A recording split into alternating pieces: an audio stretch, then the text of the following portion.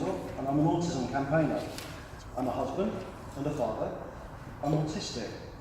I have a huge range of sensory issues, many co-occurring conditions, and I'm also selectively mute. So if you hear me erming quite a lot through the speech, that's me reframing my voice.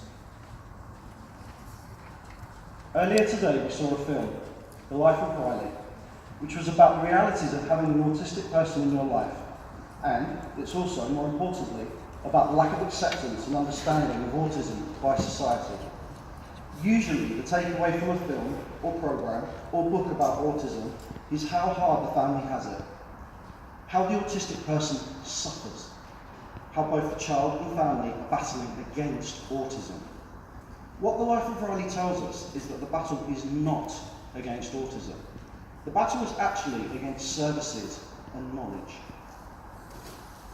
Local authority, health, education, justice, police, welfare, employment, social, the huge collection of services that rule our lives, but who are utterly undereducated and which don't appreciate the challenges autistic people and their families face due to living in a society not created with autism in mind.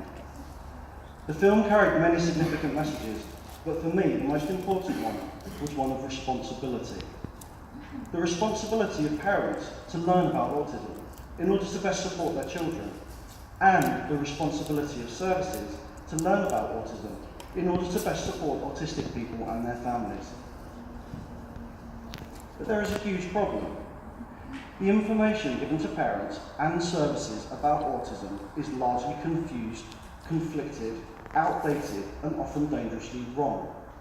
This information comes from autism professionals. Autism professionals dictate and control the narrative of autism. The language they use is the language they pass on to parents in every aspect of society. The information they pass on is taken as gospel. The current culture of autism is that professionals decide what we need. Professionals train other professionals. Professionals apply the services, and then professionals pat each other on the back and tell each other what a good job they've done. All of these professionals are telling everybody different things. Each are biased towards the studies of different researchers. Each follow different philosophies, and each use external observations based on different models of very narrow and poorly defined diagnostic criteria, all written by professionals, non-autistic professionals. Remember that word I used earlier? Responsibility.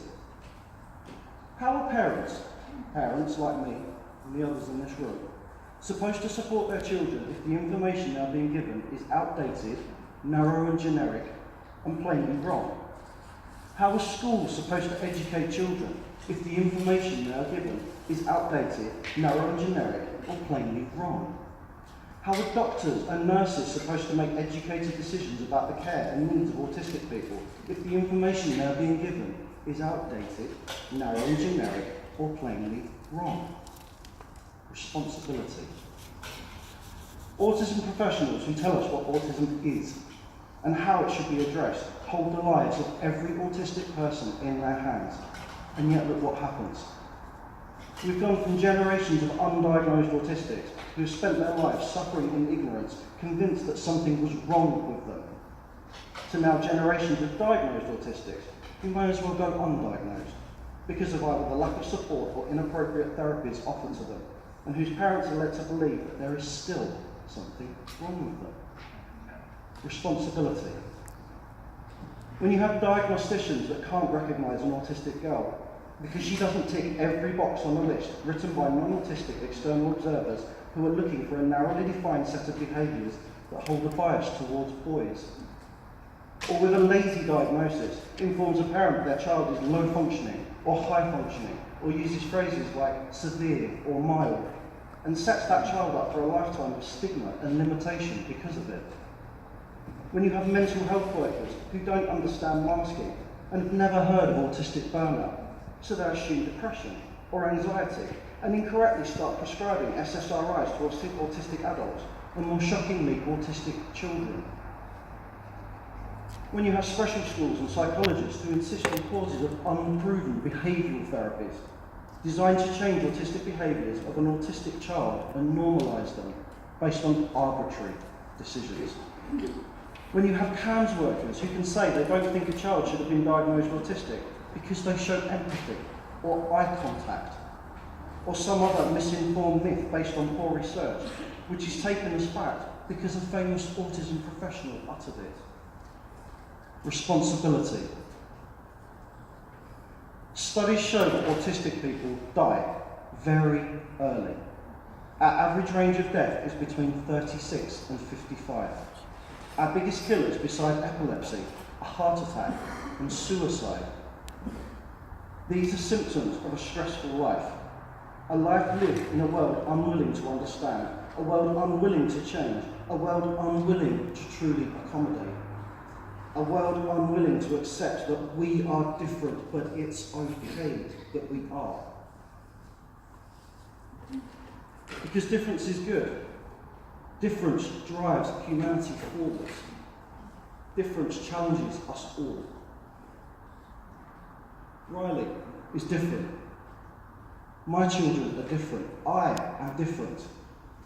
Don't fear us because we think differently, or because we flap our hands and rock, because we can't speak, or speak too much, because you don't always understand our communication and we don't always understand yours, or because we are happy not looking at you, or because our brains are wired differently, because the world overwhelms us and we melt down.